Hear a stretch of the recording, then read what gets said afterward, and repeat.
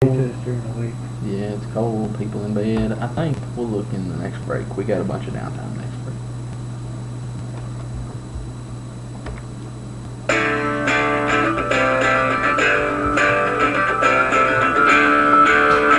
Oh, storm report. Hey y'all, watch this.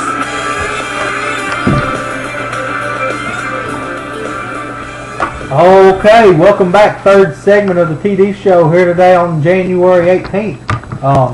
Just got done talking about the professional sports. We've touched all of them but the NBA. Don't have any big NBA news to talk about, but we are going to move on to a little collegiate sports. Talk about some college basketball. Anything big been happening this week? I know there's been a few big upsets this week in college basketball. Yeah, I mean, some just headlines, I guess. You had Ohio State, who started 15-0. Then they go 0-3 in the Big Ten. Then you got Wisconsin. They got upset by Indiana. Then you had Kentucky, who got upset by Arkansas on that last second tip dunk. Yeah, crazy. Something I'll talk about here. We'll just go ahead and jump right into UK basketball. Not a big fan. Not a big UK fan. Got on a red shirt. That doesn't mean anything. Got it for Christmas. It's nice. But talking about UK this year. Kind of where we thought they'd be as freshmen. Something we've kind of thought, and who's scoring the points is where we thought it'd be as well. Julius Randle's averaging 16.9. James Young 14.6. Aaron Harrison 14.1, and Andrew Harrison 10.9. Willie Cauley-Stein 8.9. Last game against Arkansas, a good game if you're a college basketball fan. Not a great game if you're a University of Kentucky fan. Got to see a lot of things that you won't see very often in a basketball game. I mean, I bet the refs went to the hood 5 or 6 times to relook at plays. I got to see a ball go off of a ref out of bounds. I knew that was the rule, but I've never seen it. Also saw a ball get stuck in the center of the scoreboard at Bud Walton Stadium, which I can't believe doesn't happen more than it does.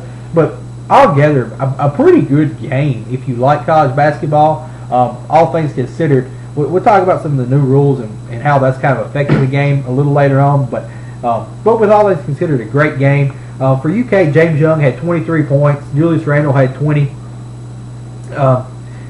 How we lost the game and what killed us, 17 turnovers. Andrew Harrison had 5.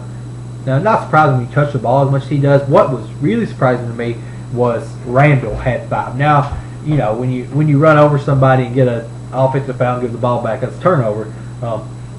He's been triple teamed most of the year. He knows to kick it out, and he's trying to kick it out. Too many arms and legs in the way to get the ball back out. Arkansas only had 6 turnovers, and they had very balanced scoring. I mean, like 12 points for everybody that played in the game for them. They also had just lost a home game for the first time in 24 games in overtime to Florida after having a 7-minute lead with like a minute left to go. Got that ball, so of course they were fired up. Came out a little more ready to play than UK did. I thought UK did a great job battling back and getting close. Lost in a close one. Who I thought stood out to me, who won't stand out in the stat sheet. They won't stand out in the stat sheet at all this year, this game or any game coming up, is Jared Polson. He came in, there was only 1 turnover during the time period he's in the game. Based on, and 5 for our starting point guard. He played 17 minutes, never scored. Did not score a point. Had some assists though. Ran the ball and protected it very well. Where Polson kind of lacks is he can't defend these much bigger players. But as far as running the offense, being a leader, staying cool and collected, great player in that sense. What stood out to me the most was the fouls. 60 total fouls called, which we know is not a good thing for UK because they can't hit free throws very well. We did shoot them a little better this game, but not great at all. That's the way college basketball is going. With if you drive past the 3-point line, you're probably going to get fouled. What do you think about the way we're officiating college basketball? The way the rules have kind of changed the game a little bit. Here's the thing: growing up, the basketball that you and I played and that we watched is different from the basketball that is being played or watched now. I believe they went upon a slippery slope where they said you can hand check people. I mean, basketball is a non-contact sport, but I mean they've kind of shifted away from that. They said if you want to taunt people after a dunk, you can. If you want to take 3 or 4 steps down the lane to dunk, you can. If you want to palm the ball or carry the ball while you're dribbling, you can. And my concern now is that we've went down that slippery slope from one game to what we have now. It looks like we're going to go reverse through a slippery slope where they say, all right, now you can't hand check and you can't have contact. And now I'm wondering, is the next things to come the taunting, the walking, and the carrying? Because, I mean, you need to decide what you want if you're the NCAA. And I believe this comes, I mean, we see the NCAA mocking a lot of whatever the NBA does. Whatever direction the NBA goes in, the NCAA goes in. So, I mean, you've got to get together and decide what you want out of the sport. I agree. There's got to be a happy medium somewhere. These touch fouls drive me crazy. I think that if you brush a guy and it doesn't impede his movement, if he's still driving to the basket and you are brushed up against him, if you don't change his direction with your contact, should not be a foul. I'd be 100% okay with the walking. It drives me crazy. NBA and college drives me crazy when people take 6 steps and throw it down. Taunting, obviously, it gets the people excited. But even if you get a taunting and then a technical foul, people are still going to be excited. The fouls are really just what's kind of... I guess it's because we went from such a hard physical game straight back to we're really going to do this. The other thing that I wish we could get some kind of clarity, I wish we could go 2 years in a row with the rule staying the same, the block charge. That changes every single year. First we put the stripe on the floor, then referees look down at the stripe, and if you were in the stripe, it didn't matter what happened. You could have been turned over backwards, tying your shoe, or you could have punched somebody in the face, and it was going to be a charge. It was going to be a block if you were in that little spot right there. And then they stopped focusing on that, looked at it, and they weren't calling any charges. And now, if there's just no consistency, I think, in the way that they call charges. This isn't just in the SEC or just in UK games. I think it's throughout the entire NCAA, at least in Division I sports. To me, it's simple. If a guy is set up, ready to take a charge, and you make contact with him, it's a charge. If he's there and he's set up, it's a charge. If the defender is there, that should make you have to do something to go around. Right. He was there first. You don't have any kind of first say-so in where you get to be on the court as an offense against the defense. Yeah, I think it's kind of a within the feet thing. If you're within his set feet, his feet are set, whether they've just been set or he's been standing there for 10 minutes, I don't care if both his feet are down and you hit him between his feet, meaning the core of his body, he's not leaning in front of you, it should be a charge. Whether he's got his arms up, hands down, picking his nose, scratching his butt, if your feet are set and he hits you and you get hit in the middle of the body somewhere, it should be a charge. Now I don't want people leading into him and taking charges backwards, but that's how I look at it. But me personally, there wasn't going to be no flopping and falling down when I got ran over. It was going to be one of us is going to fall down, and most of the time it's not going to be me. But I think that should be all right. If you stand there and a guy hits you wide open, you shouldn't have to fall down. Yeah, but I mean that's become part of it. I mean that's what the refs look for now. I mean really I used to be a huge college basketball fan. And before that, I was a huge NBA fan. But the way the games have went and the officiating has went, it's just kind of turned me off being a real fundamental basketball enthusiast. And I mean, really, you need to watch girls basketball or high school basketball. High school basketball hasn't changed yet. Yeah, I still enjoy watching high school basketball. The thing is, I want to see a game where players play defense without their hands. Their hands are to the side or they're up in the air. They're not forward. I'm not a advocate for hand checking. If you have to hand check, then obviously you're not as good a defensive player as that player is an offensive player. I don't believe there should be taunting or walking. I believe you should dribble to the goal, you should score, you should turn around, you should run back and play defense. I mean, that's what I would enjoy seeing out of college basketball. Yeah. And what you have to understand, I guess, is it's weird now because we're older than these people that are playing ball in college. That's true. As I'm sitting here, I'm thinking I'm Uncle TJ, I'm Grandpa TJ talking about this sport instead of the young gun. It's something I guess we're just getting used to. But we watched guys play ball in the NBA that came out there and cared about winning games in the NBA. Well, we watched Michael Jordan, we watched Shaq, we watched a lot of great players play in the NBA who cared about winning ball, being the absolute best ball player in the NBA. Players in the NBA the past 10 years cared about making the most money in the NBA, having the biggest necklace in the NBA, having the fanciest dunk and the most flamboyant celebration in the NBA. Yeah, and anymore, it's about not necessarily winning or even scoring. It's about showing up the defender in some capacity, just one-on-one.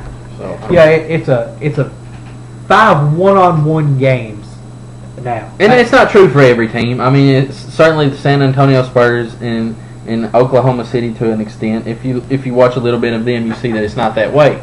But for the most part, that is the direction that basketball is going in. Yeah, and that's the people who are playing college basketball now, when they were middle school, high school age, learning these things, they would, I remember watching, when I was in middle school, watching Allen Iverson go up under the, now he's a bad example of what I was talking about, but I remember watching him go up from one side, bring the ball under and lay it in on the other side. I practiced that for 6 weeks. And, these guys playing basketball now, they saw those guys do it, they want to emulate that, and it's changing the game a little bit. And speaking of that, and part of the problem too is you're giving too much power to players at too much of a young age. When kids are 15 and 16, there's people in their ear telling them how much money they're going to make if they're the best. And therefore, they forget about whatever team they're playing with, and they learn how to play one-on-one out there by themselves, and it just carries over to each level of the game. Yeah. Something we got a little question on Twitter, it's been talked about all week, is the rushing of the floor in upset home games. What are your thoughts on that? Here's the thing. Upset home games. If you're the home team, you win a big game. I get it. I'm not against it. I just think, like everything, like the Bible says, and like we've heard our lives, there's a time and a place for it. You got to know your role, as The Rock would say. Know your role. Jabronis. And if you're a team that's 0-36, and you have played no one, and you come in and beat another team, well, that would be the time to rush the floor. No, listen, if you're nobody and you beat somebody that's, they're number 20 in the nation, come on.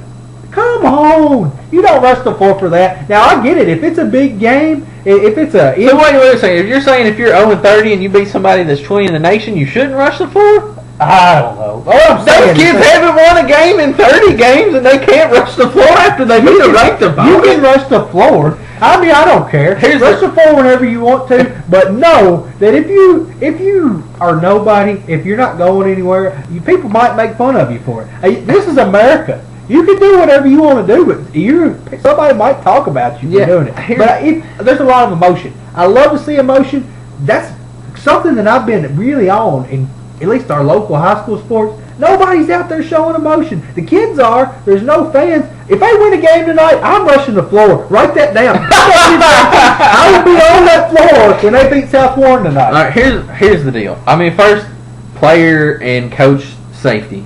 Yeah. You want to make sure that they get. You don't want to impede them. You want to let them get off the floor. You don't want to contact them while you're rushing the floor. But I say in most scenarios with kids that are 18 to 22, this is the best time of their life. Let them rush the floor. Let them have some fun. Yeah, I mean, and there was people I've been involved in some floor rushing in my day, and I mean, it was a good time. There's talk of IU being shown up or whatever. Talk about them because they rushed the floor over Wisconsin. Wisconsin's a good team, and IU. If when Indiana wins a game, they rush the floor. Yeah. That's something you expect from Indiana. Yeah. And you also got to know when it's enough. We beat Wisconsin. Now, if you win a game next week, you better stay in your seat. I mean, how many times do you see fans rush the floor? All right, let me put it to you this: I've watched UK my whole life, so I'm a little biased. Every time we get beat on somebody's court, that's the game of the year. It's the same way with Kansas, with Duke, with North Carolina. I agree. And growing up watching, that's what you got to expect. If you're a fan of those teams, you have to expect that's going to happen. I agree. And also being a big fan of WKU sports, I can see the other side. I can see the other side of it, and I get it. And being from Metcalfe County, playing high school sports for Metcalfe County and winning in region. I mean, it's the same concept. I love when fans get fired up. I love to go to games and watch fans chant.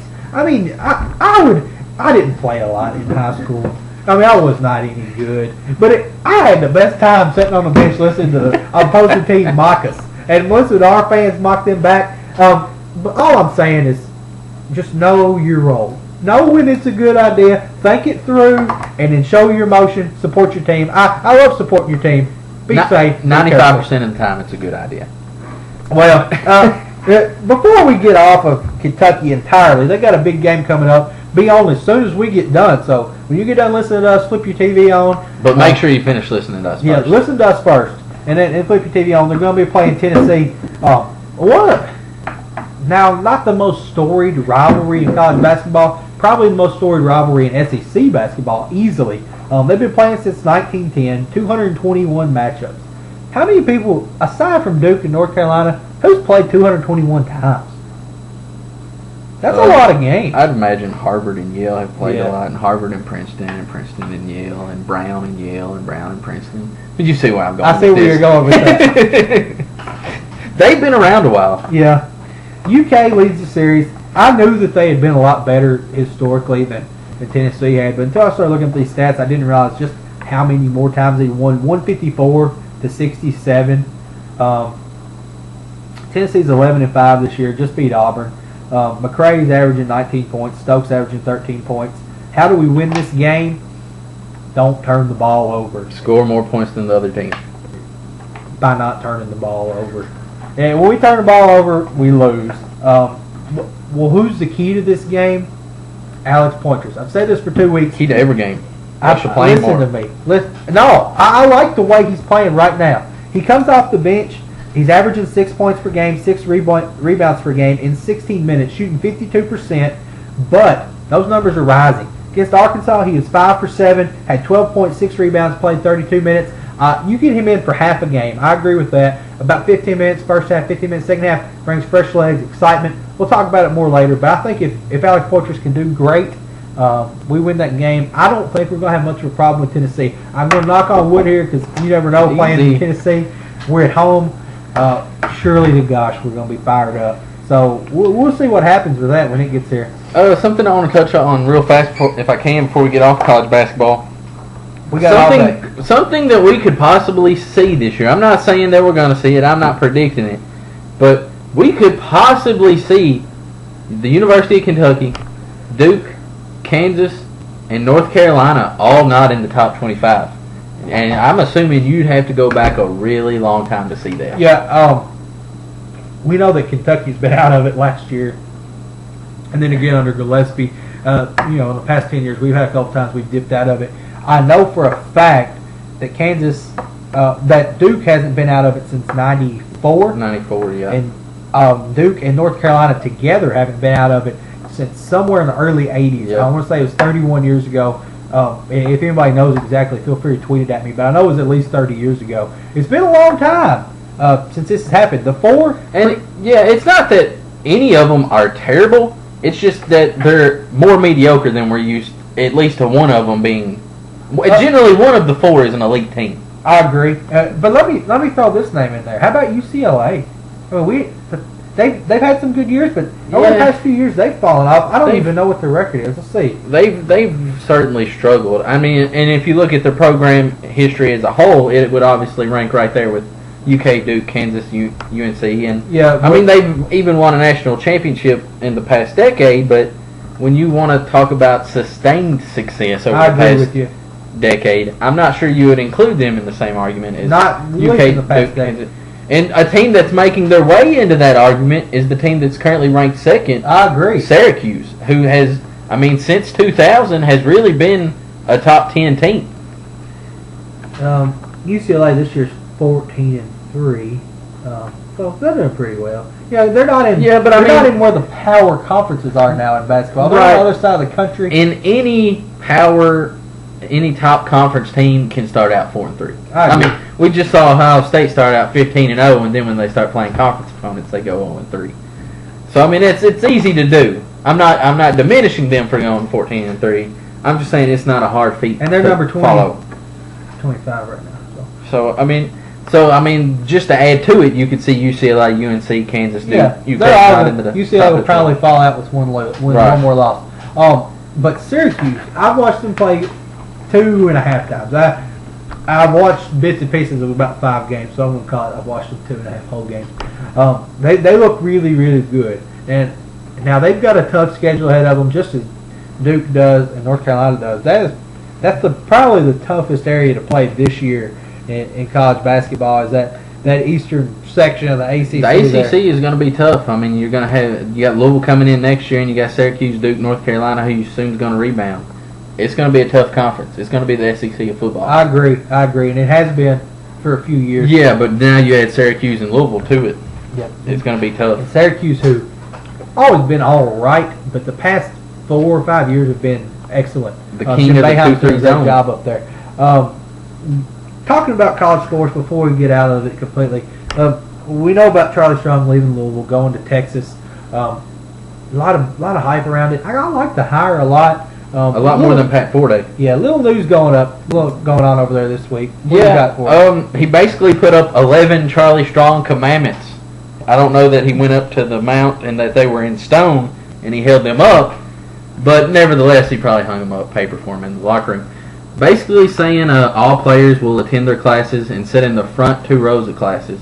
My thing is, what about if there's more players in there than there's seats in the front 2 rows? My other thing is, I had a few classes where they made you sit in alphabetical order. Yeah, that's true. But they're football players, University of Texas. Yeah, they'll probably get a little bit of special treatment. If a player misses class, he runs until it hurts.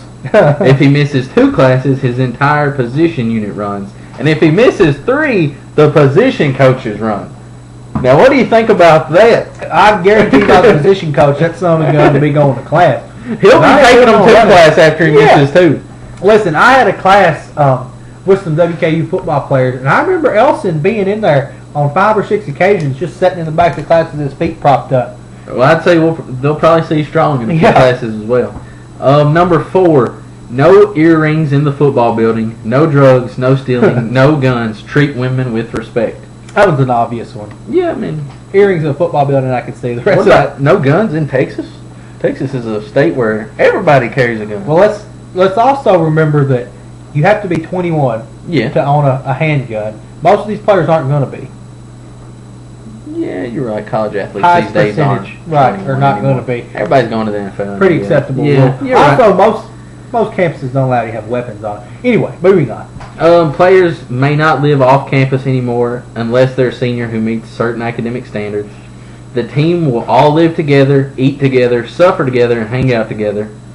There's no time for rebuild. I don't have time for that. The expectation for Texas is to win right now, and he's right. Oh, yeah. I mean, he's basically saying, look, guys, it's on me. I have to win now, so you're going to have to win. And if you want to play here, you want to wear that big Longhorn on your jersey, have it on your helmet. If you want to play by these rules. That's right. Players will learn that they would rather practice than milk a minor injury. The focus is on winning and graduating. Strong met individually with seniors and key leaders to reemphasize that the plan is to win now. And he basically says, I don't want to just talk about things. I want to get them done, so let's do it. How can you argue with that? I mean, how can you not want that? I want to send my kid to Texas. And the thing is, on Mack Brown on his way out, they were saying he was too much of a player's coach, too buddy-buddy. Yeah. And I believe Charlie Strong is trying to come in as a strong coach and say, look, this is what we got to do. I'm going to have to be stern here. Yeah, I like the hire. I'm not a big Louisville follower. I knew a lot about Charlie Strong. Didn't know a lot about his personal life until he got hired here. I think it's going to be a great system. He's got the talent pool there to win with. He's obviously dedicated and willing to do it. I think it's going to be good for him. I do too. But we're almost up against the break, so let's get to my favorite part of the show. 2 minutes. Gonna throw on a big slab of beef. This is a special chili recipe. I probably shouldn't have been giving it out. My in-laws here, they say might track me down. If you don't hear from me next week, I'm in a holler on Lone Star Ridge. Come look for me. But it is pretty simple. Can of tomatoes. This is like a homemade, canned mason jar. tomatoes, can of tomato juice, pound of hamburger meat, package of macaroni noodles, can of chili beans, a can of chili starter, it's like Rotel stuff, cayenne pepper for as hot as you want to make it, never how hot you want it. Throw some in there, and paprika, just as warm as you want it to be. All you got to do is brown the hamburger, cut you up an onion, stick all those ingredients I just gave you with the onion, the hamburger meat, the noodles, all the juices, and chili beans and chili starter in the crock pot. Let that sucker simmer all day. You can take a little taste, throw a little paprika in until you get it as warm as you want it to be. Throw a little cayenne if you want a little extra hot. Make your grilled cheese and eat it up. Keep you warm on a cool winter night. Especially if we get back down to 8 below or whatever it was. If the polar last vortex week. comes in, I'll put this up on Twitter and you can get it. But we'll be back. Got a lot left to talk about. 30 more minutes to do it. We'll see you in 3 minutes here on the TD Show.